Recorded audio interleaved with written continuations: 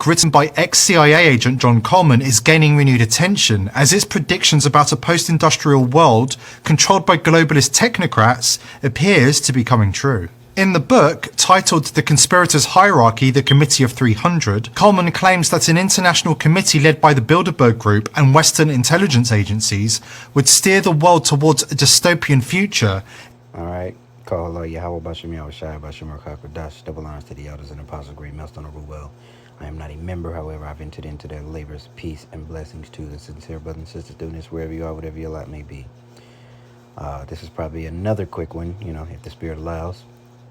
And from here on out, I will be referring to that 3-letter agency as chaos in action. Okay, as to not, and please ignore the fire alarm. I will do the next time I do a video, Lord willing, you will not hear it. But bear with me for right now. But yeah, I will be referring to these 3 letters as chaos in action. Okay, so that way I don't trigger anything with my words, at least. So before we continue on, so here's the book. I saw it on Amazon for $325, and that's how you know it's got some damning evidence in it when it costs a lot. You can probably go to PDF Drive, make a free account, and find it. Or if you go to Abe's Books, that's ABE books.com, you may be able to find it for a little bit cheaper. Guarantee it won't be $325. Now let's get our scripture.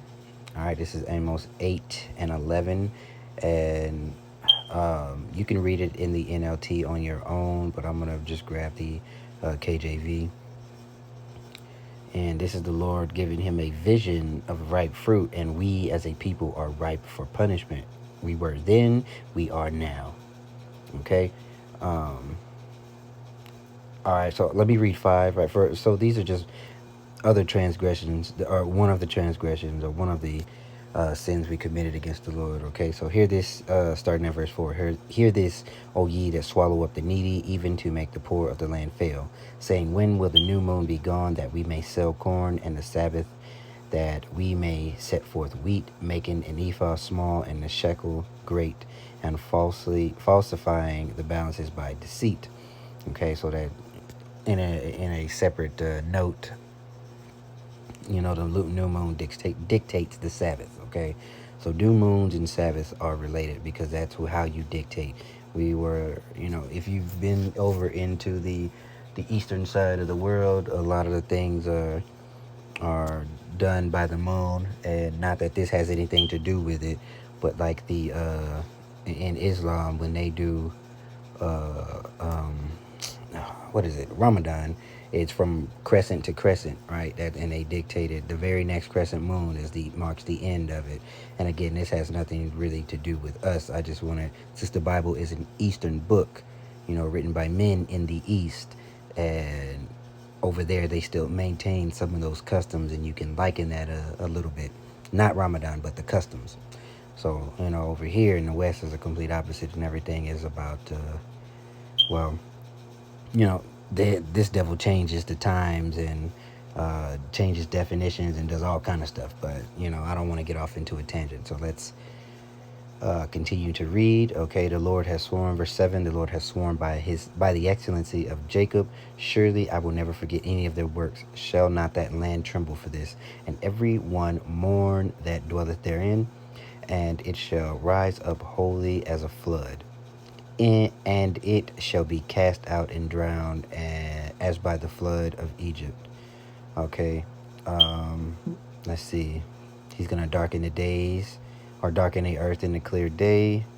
All right, and he said, verse 10, he'll turn our feast into mourning, and all your songs into lamentation.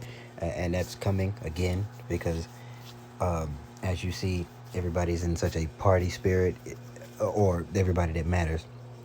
Most of our 2/3 of our people are in a mirth and, why you so uptight, YOLO and all this other stuff, but they just don't understand what's coming, right? The Lord is angry. He is very angry. And upon his return, he is coming to save those who were slotted from the foundation of the earth, and everyone else gets destroyed. And I don't think, you can say it out loud, but I don't think that most people truly understand the gravity of the situation and what it's going to look like to outsiders. It will look like an alien invasion. It will look like an alien invasion. All right, and I said to outsiders. Um, and people getting killed. The days will be dark, right? And leading up to that, uh, actual famines, not just famines of the word. Chaos will ensue. Folks turning against each other, right? The day of Isaiah says the day of the Lord is darkness and not light. Right, and then the point here is in 11, and since I mentioned the famine, we'll get second Esdras. Behold, the days come, saith the Lord God, that I will send a famine in the land, not a famine of bread, nor a thirst for water, but of the hearing of the words of the Lord. And it may sound like nothing to somebody who has no understanding, but to those of us who truly understand that we make this word our life's blood, and we fashion our lives to fit this word, to fit the instruction of the Lord, to not be able to hear it, to not be able to pull up YouTube and listen to a video, or to not open up your device and just read your word as you please. And if there's something that you don't understand, boom, you can Google it. There's e-Bibles. There's all kind of stuff at your fingertips. What happens when you don't have that, right? And everything that you have is what you did while you had the liberty to do so. So everything in your spirit if you didn't spend any time building up your spirit, you just kind of, you shit out of luck, basically. And before we continue, because that was the verse I wanted for the preface of this video, but let me just get 2nd Esdras 16 and talk about the actual famine, and then we'll continue on with the TikTok. And I know it's highlighted. Okay, so this is 2nd Esdras 16. The beginning of sorrow. I'll just do straight to the point. There's the beginning of sorrows and a great mourning, and the beginning of famine and great death, beginning of wars, and the power shall stand in fear. The beginning of evils, what shall I do when these evils shall come, right? And that is Ezra or Esdras, the Greek way of saying it. The Lord gave him a vision, and it made him sick. And he is saying how he's questioning, like, how am I going to make it out of this? What shall I do? And that paints a picture of the gravity of the situation that is and will be unfolding and will be at hand, which is why the famine of the word is so important, because people are going to be looking for answers. And those of us who spent the time wisely, spent ourselves during this grace period, I'm really trying to please the Lord and fashion our lives in a way that he sees, that he deems suitable, or deems, what's the word? Not suitable, but that he deems acceptable. We'll, through faith, we'll be okay. We're going to see things, but we'll be okay. Okay, for all these things shall not turn from their wickedness, nor be always mindful of the scourges. Behold, victuals shall be so good cheap upon the earth, that they shall think themselves to be in good case, and even then shall evils grow upon the earth. Sword, famine, and great confusion, right? You see that? You see how these things are tying together? For many of them that dwell upon the earth shall perish of famine. What a horrible way to go. And the other that escape the hunger shall the sword destroy. And that could be any physical act of violence. The sword can be a gun. The sword can be a sword. The sword can be a knife. The sword can be, I don't know what other weapons you want me to go into, but you get the point.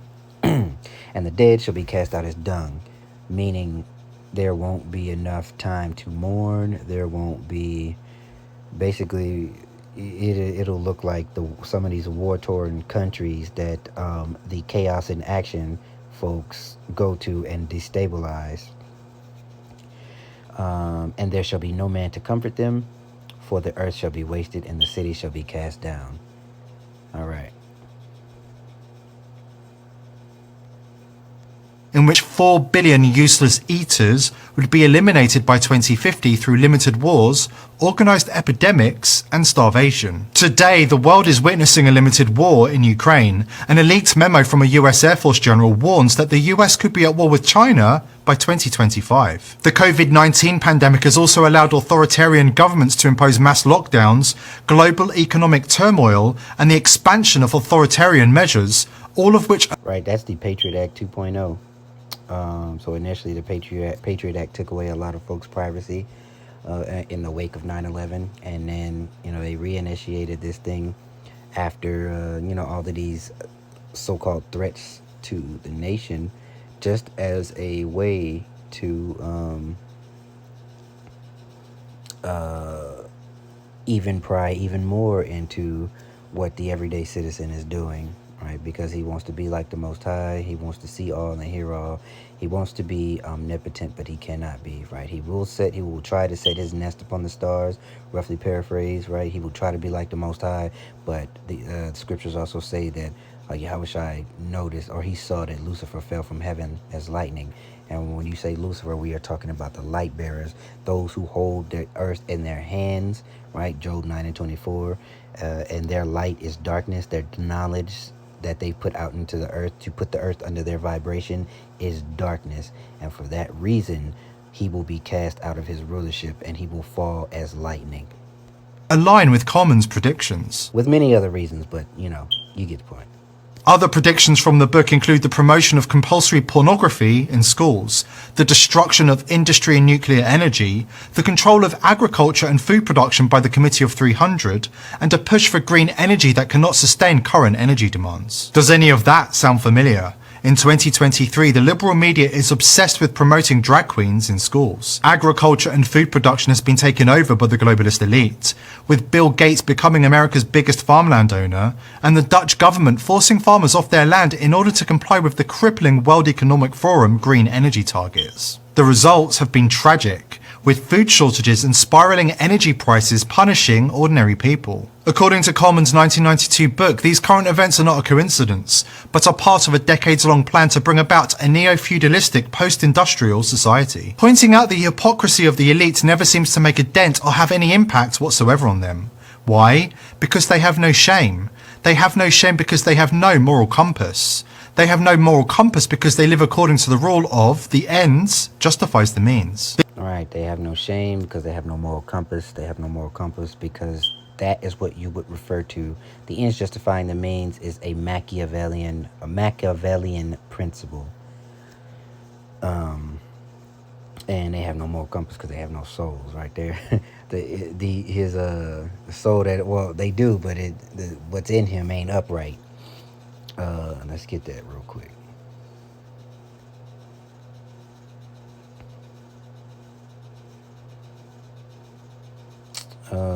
Did I go? Man, let me see.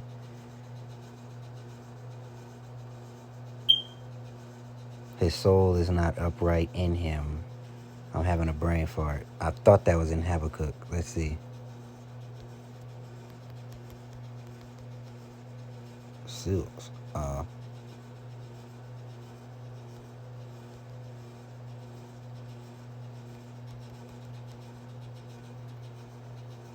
It was Habakkuk 2 and 4. I was just off. I was in the wrong chapter. So we'll read that straight to the point. You can read this on your own, but I'm just going to go straight to the point. Behold, his soul, which is lifted up, is not upright in him, but the just shall live by faith. Right? So while this devil is carnal and he tries to take hold of everything and control everything, those of us who are just, and I say that humbly, I pray that we are of the just, we are of the hopeful elect, right? We will walk by faith. Because the Lord has given him the earth, and it is supposed to look like an impossible task to get out of. So you can exercise, or so we can exercise that faith. This precept infests every fibre of their ideology, from elections to open borders and climate change, abortion, you name it. This power-hungry cabal of billionaires and politicians has long plotted to enslave the masses, and now they're making their move. and they are determined to continue pulling the wool over your eyes. The World Economic Forum recently announced that it has recruited hundreds of thousands of information warriors to control the internet and police social media and forums for misinformation and conspiracy content which they will then shut down. According to Klaus Schwab's WEF, misinformation on the internet is an infodemic that is potentially deadly and requires a cure. The definition of misinformation, according to the WEF, is anything they disagree with. This means the... Now, as you heard, misinformation is anything that they disagree with. Now, can you see how the famine, or at least one of the avenues of how the famine of the word can be introduced? Because a lot of sea theory pages can say anything that they want, but as soon as those of us who link these theories to Bible prophecy, it gets shut down. A lot of brothers' pages get taken down, or their videos will get, they'll get hit with a strike or whatever.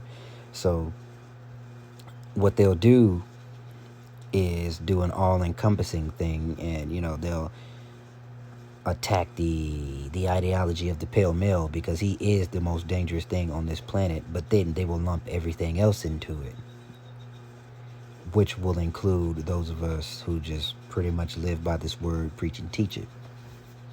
We have not committed any acts, but even still, they will make a man an offender for the word. They will make a man an... You know what? Let me not.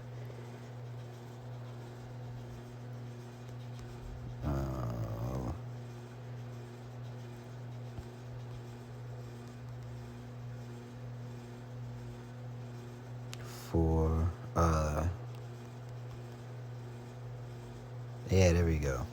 Isaiah 29 and 21.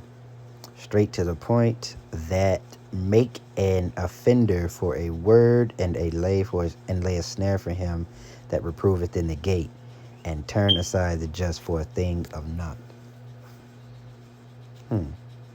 29, 21. Actually, let's see what the NLT got. And then we'll read up and read down. I thought I wanted to do straight to the point, but no. Let's get a little more. Message about Jerusalem.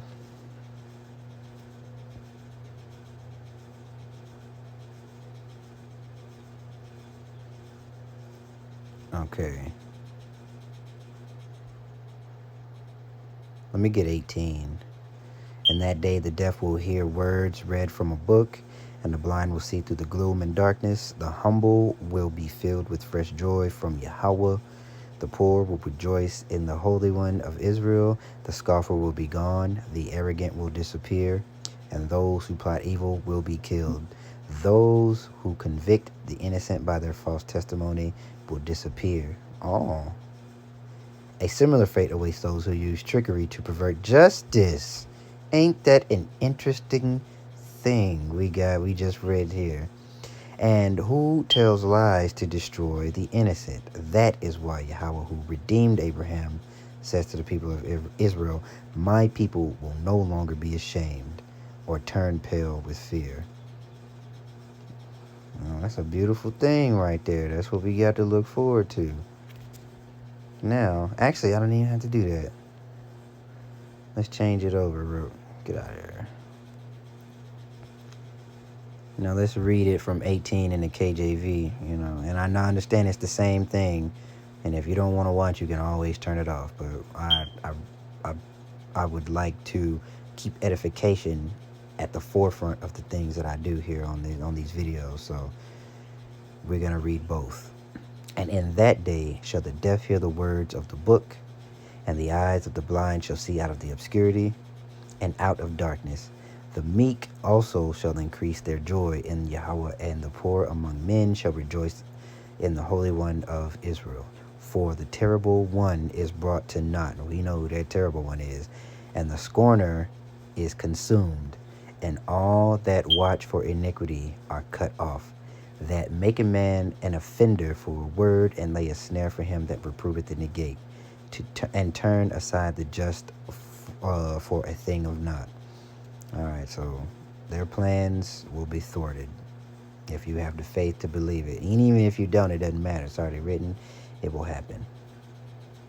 Information warriors will essentially be engaged in the act of shutting down dissent. Conspiracy forums and YouTube comment sections are being targeted by so-called digital first responders who pretend to be ordinary users of the platform but are actually working to disrupt proceedings and support the ideology of Klaus Schwab's WEF. Announcing the news on the WEF podcast, UN Communications Director Melissa Fleming said, "So far we've recruited 110,000 information volunteers. And we equip these information volunteers with the kind of knowledge about how misinformation spreads, and ask them to serve as kind of digital first responders. Through a means of indoctrination. In those spaces where misinformation travels. The WEF are subliminally influencing the masses in order to push their narratives onto the people. Also on the podcast, mainstream journalist Mark Little set out potential solutions to the so-called infodemic. Little has worked for Twitter and he founded Storyful, a social media news agency closely linked to the fact-checking program. He has now launched Kinzen, a company which is threatening to use artificial intelligence to censor online content on behalf of the elites. I've started to see very much these. Right, so when you use AI, somebody has to write the program. Somebody has to start it. And we know that it can't be used for good because of the person who's writing the program, who is starting this thing. Before the AI begins to take off and the algorithm is learned, it starts with simple coding language, and that language is written by a devil. So he's pretty much started a, not only human slave, but now he's automated a way to just continuously suppress truth and commit evil, do whatever acts it is. You never know, because it's only a matter of time before AI takes over anything perverse and helps I don't know. We'll do so. If say somebody's watching porn or got a subscription to like the OnlyFans and stuff like that, or anything that promotes wickedness, you best believe that some sort of AI technology is going to be heavily involved in order to push it farther and ensnare people. It's all just, you'll see. It's on the, if it ain't already there. 'Cause I don't know, because I'm not a OnlyFans subscriber. I'm not a porn watcher, and I won't even get into that. I just use it as an example. So with that, let him finish that out, and then with that being said, that'll be the video. Spread of misinformation as a global health crisis, because only when we think about misinformation in the same way we think about the spread of the coronavirus in a similar way, that misinformation is that serious a threat to our society. Misinformation now is happening within our friends and families. So we have to find strategies to, first of all, recognize it. And secondly, as active citizens, just like we wear masks to protect others, we need to be the good citizen, the active vector fighting back in our daily lives. The World Economic Forum is not the only globalist organisation setting its sights on controlling the narrative on social media by unleashing hundreds of thousands of information warriors. Google's Jigsaw unit. Right, he did say that